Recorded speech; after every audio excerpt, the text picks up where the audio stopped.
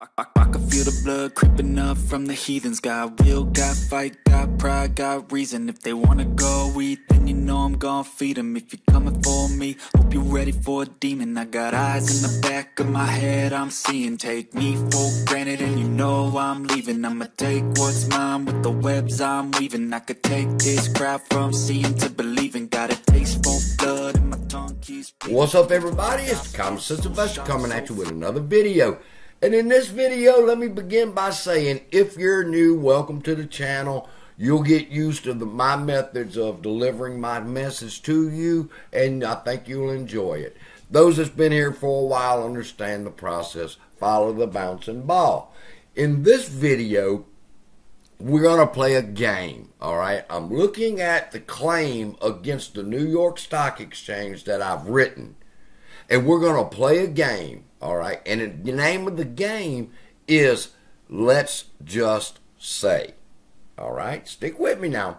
Let's just say that AMC faced a surge of failures to deliver, and the company's stock consistently appeared on the New York Stock Exchange's threshold list for over 50 days. Let's just say. A failure to deliver refers to a situation where a seller fails to deliver shares of AMC to a buyer by an agreed upon and legally binding settlement date. Let's just say that happened. AMC's prolonged presence on the New York Stock Exchange's threshold list suggests an ongoing pattern of naked short selling and a failure to rectify outstanding FTDs. Let's just say. Amid this, concerned AMC shareholders reportedly reached out to CEO Adam Aron expressing worries about the impact of FTDs on the stock's value. Let's just say we did that. And let's just say in response, CEO Adam Aron reassured shareholders that he had contacted the New York Stock Exchange about the issue, seeking resolution. However, there was purportedly no response or action from the SEC, suggesting a lack of proactive measures by the NYSE to address the alleged market manipulation affecting AMC. Let's just say, when we complained to Adam Aron, he did actually pick up the phone and he called the New York Stock Exchange and he told them, look, my shareholders are concerned about the FTDs, and they want to know why they're on the threshold list for this long of a period. And what happens is, the person on the other end of that phone is a fat douchebag with a large bag of Lay's potato chips, watching porn, and didn't want to hear what Adam Aron had to say. Let's just say that happened. And let's just say it continued on, people. And it has come to the point where it is today. And while we're struggling and the market's being manipulated the way it is, you got some douchebag up there at the New York Stock Exchange who refuses to do their job. Let's just say we bring suit and we want to sue the New York Stock Exchange for not doing their duty. Can we sue them? Answer: no. The way I found out that the answer was no was that I'm fact-checking all of Al's lawsuit. And in Al's lawsuit on 365, it says the New York Stock Exchange cannot claim absolute immunity if it partakes in fraudulent activities. All right? Now, is that true? Answer: no, that's not true. They can claim absolute immunity even if fraud exists. You can find it right here.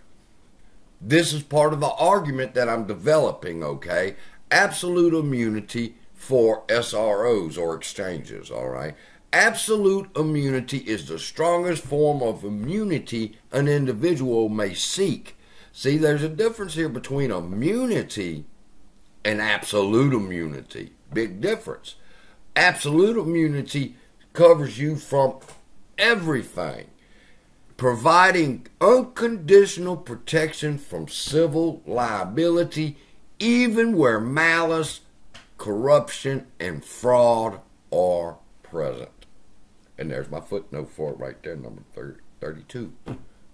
So yes, even if we could connect the New York Stock Exchange to the people that have been manipulating this stock and they haven't done their job, can we sue them? No.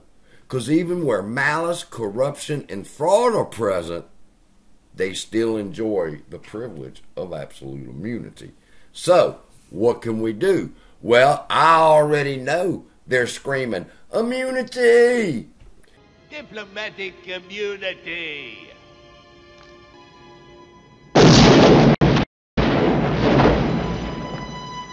It's just been revoked.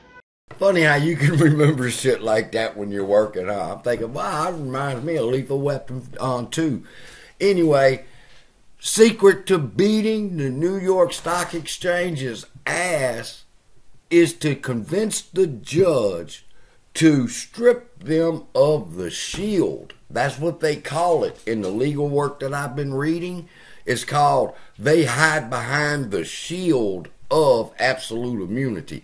Well, I got to convince the judge to strip you of that fucking shield, and you're going to stand there naked. And when you're standing there naked, the only thing that's going to be on your mind is how many zeros you're going to put on that settlement check.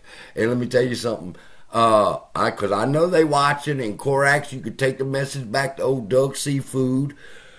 It ain't going to be cheap. It ain't going to be cheap. The apes are not going to settle for anything cheap. You better look at them zeros and think, I better add just a few more if you're going to satisfy a settlement with the apes. Because I know how to convince the judge to take away that shield of absolute immunity. And your ass is about to pay. So all y'all hating motherfuckers, Corax, y'all go to researching and figure out what my strategy is, because I promise you, I'm going to strip them of the shield of absolute immunity in this suit right here. So with that, love y'all. Be blessed. I wish I could tell y'all, but I can't. And I'll see you in the next video. Let them do the homework.